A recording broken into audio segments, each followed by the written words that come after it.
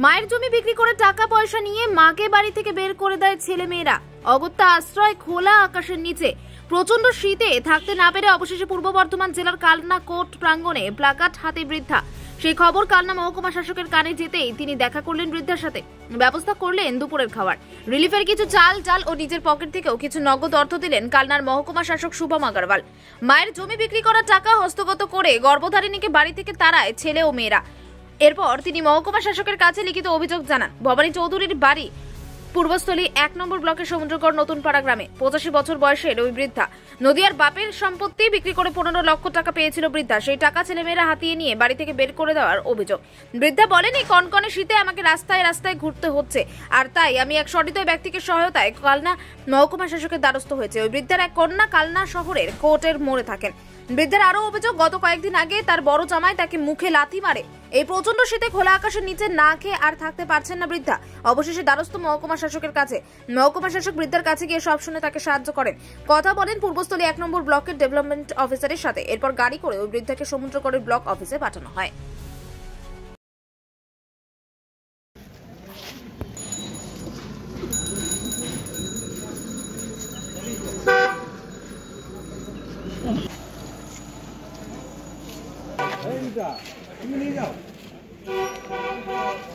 আপনাকে কে তাড়িয়ে দিয়েছে? হ্যাঁ, ছেলে মেয়ে সবই। কেন? সব সম্পত্তি নিয়ে আমাকে তাড়াই দিয়েছে। কোথায় বাড়ি? কোথায় আপনার? আমার বাড়ি সমুদ্রগড় নতুন পাড়া। আপনি কানলায় কোথায় থাকতেন? কালনা আগে ওই স্ট্রোক হয়েছিল, এই বড় মেয়ে নিয়ে আসছিল, দিয়ে তারপর তাড়াই দিয়েছে। রতন বাড়ি আমাকে মেরেছে খুব। রতন বাড়িটাকে? মুখে লাথি মেরে ডান মুখ ভেঙে দিয়েছিল। রতন বাড়িটাকে? রক্ত বেরিয়েছে, এই যে রতন বাড়ি। হ্যাঁ, কালনা কোর্ট মোড়ে। হ্যাঁ, মানে কে হয় আপনার? কে হয়? জামাই। জামাই? আচ্ছা, দিয়ে বড় মেয়েও তাড়িয়ে দিয়েছে আপনাকে? ও সব মেরে তাড়াই দিয়েছে। কেন তাড়িয়ে দিয়েছে? কেন? কেন? সম্পত্তি নিয়ে হয়ে গেছে, ওদের দরকার নেই। হ্যাঁ, সম্পত্তি নেওয়ার লোভের দরকার নেই। দিয়ে আজকে আপনি কোথায় এসেছেন? এই কালনা কোর্ট মোড়ে। এর আগের দিনও তো আপনি এসেছিলেন। হ্যাঁ, আজকেও আবার কেন এসেছেন? আজকে আমি থাকতে পারছি না, ঠান্ডায় বাইরে মরছি, ঘর নেই দুয়ার নেই, আমি থাকতে পারছি না। এখন থাকছেন কোথায়?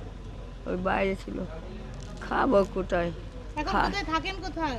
আমি থাকি তো বাইরে বাড়ি থাকি, আমার ঘর নেই। আপনার বাড়ি কোথায় ছিল? ওখানেই বাড়ি ছিল। ওখানে বলতে? ও আমার বাড়ি নিয়ে নিয়েছে, ওর ঘর করে রয়েছে। কোথায়? সমুদ্র করে? কি নাম ছেলের? কি নাম? হ্যাঁ, আপনার কি নাম? আমার ভবানী চৌধুরী। ছেলেও তাড়িয়ে দিয়েছে? ছেলেই তো তার ছেলে বউ তো তাড়িয়ে দিয়েছে। কতদিন ধরে ঘুরছেন বাইরে বাইরে? অনেক ধরে বলে 2 মাস 3 মাস হয়ে গেল। আমি আর থাকতে পারছি না। নামটা বলুন। আপনার নাম? আর আপনার? ভবানী রানী চৌধুরী। আচ্ছা, এর আগে তো এসেছিলেন এই মহকুমা শাসক দপ্তরে? করেছেন ওনারা। কি করেছেন? ওই কত মতো তুলেছে, অনেক কিছু করেছে। ও তাহলে আজকে বসতে হলো কেন আপনাকে? আমার ঘুরতে হবে, আমার আর টিকতে দিচ্ছে না, তাড়াই দিয়েছে। তো রাখবে না। আসছে না তো?